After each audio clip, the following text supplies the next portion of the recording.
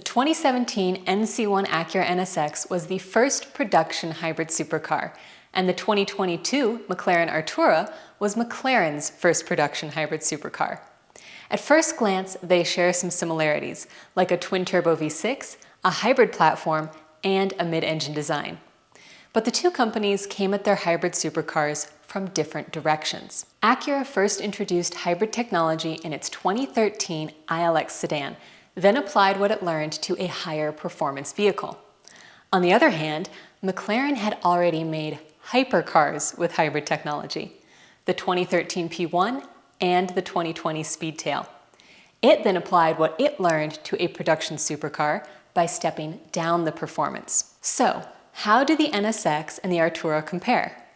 The NSX is powered by a twin-turbocharged mid-engine 3.5-liter V6 and 3 electric motors, which produce a combined 573 horsepower and 476 pound-feet of torque, with 500 horsepower from the engine and 119 horsepower from the electric motors.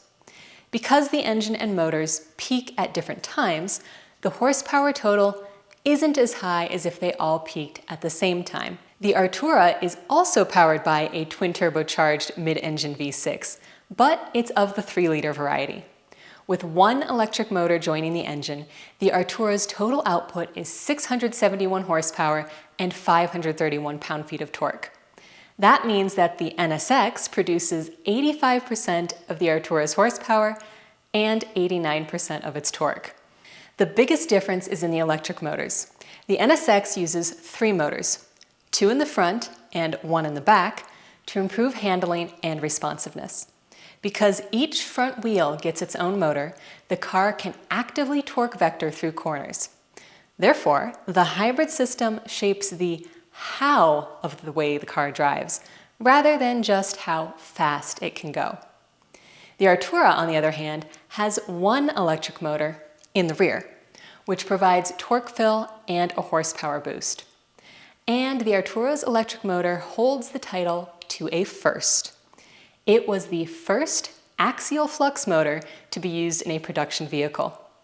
Most electric motors, like those in the NSX, are radial flux, which means their magnetic fields flow perpendicular to the mounting shaft. The axial flux motor in the Artura has magnetic fields that flow parallel to the shaft, which provides higher power and more torque density while simultaneously reducing both weight and size. The axial flux design can also sustain higher power for longer periods of time than the radial design. Combining that axial motor with a high-capacity battery pack allows the Artura to drive 11 EPA-rated miles, compared to the NSX's 2 miles. The Artura has a 7.4 kilowatt-hour lithium-ion battery that is cooled by dielectric oil. The NSX has a much smaller 1.3 kilowatt-hour lithium-ion battery that is air-cooled. That means the NSX stores only 17% of the Artura's energy. But that makes some sense when you consider that the Artura is a plug-in hybrid, which means it can stock up on energy while at rest.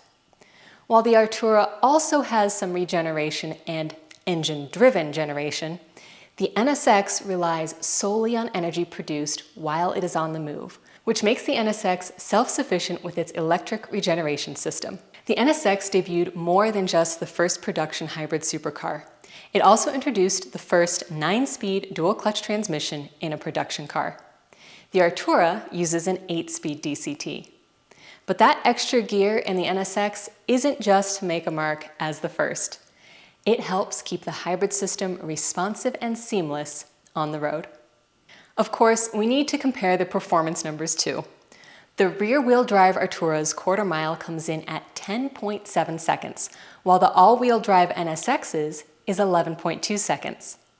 There are no officially published Nürburgring times for the Artura, but the NSX holds 7 minutes and 36 seconds.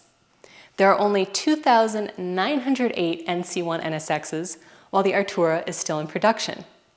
And a base NSX in 2017 cost $156,000, compared to the base Artura in 2022 at $229,500. So the NSX isn't trying to beat the Artura at its game, and the Artura isn't trying to be an NSX.